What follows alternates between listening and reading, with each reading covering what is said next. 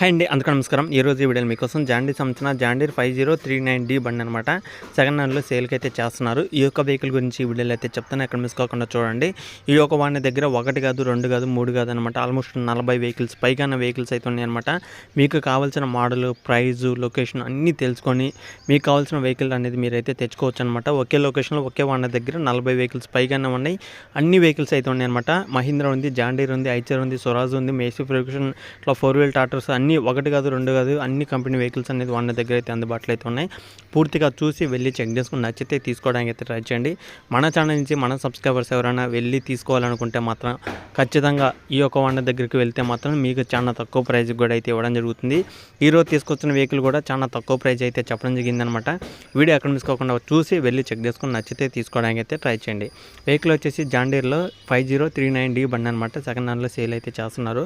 Vehicle model చూసుకుంటే 2023 11వ నెలలో అయితే తీసుకోవడం జరిగింది అనమాట. 2023 11వ నెలలో అయితే తీసుకోవడం జరిగింది.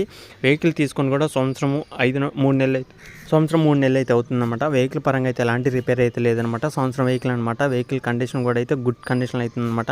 వెహికల్ పరంగా అయితే రిపేర్ అయితే ఏం లేదనమాట. Engine, gear box, steering, tyres, battery, engine oil అన్ని టోటల్ వర్కింగ్ కండిషన్, పేపర్లు కూడా అయితే ఉన్నాయని అయితే వాంటర్ అయితే చెప్తున్నారు.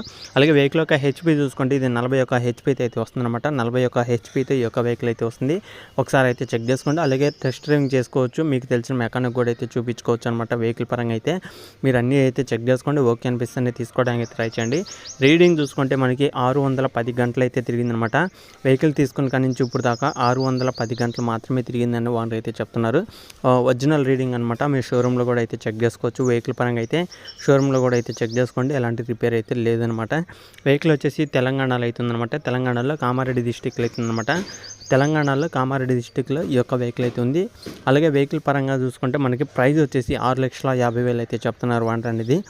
ఇది 6,50,000 ఫైనల్ అయితే కాదు, ఫిక్స్ అయితే కాదు. కూర్చొని మాట్లాడుకోండి. మన యూట్యూబ్ ఛానల్ నుంచి మన సబ్స్క్రైబర్స్ వెళ్ళి కూర్చొని మాట్లాడుకుంటే ప్రైస్ అనేది తగ్గడం జరుగుతుంది అనమాట.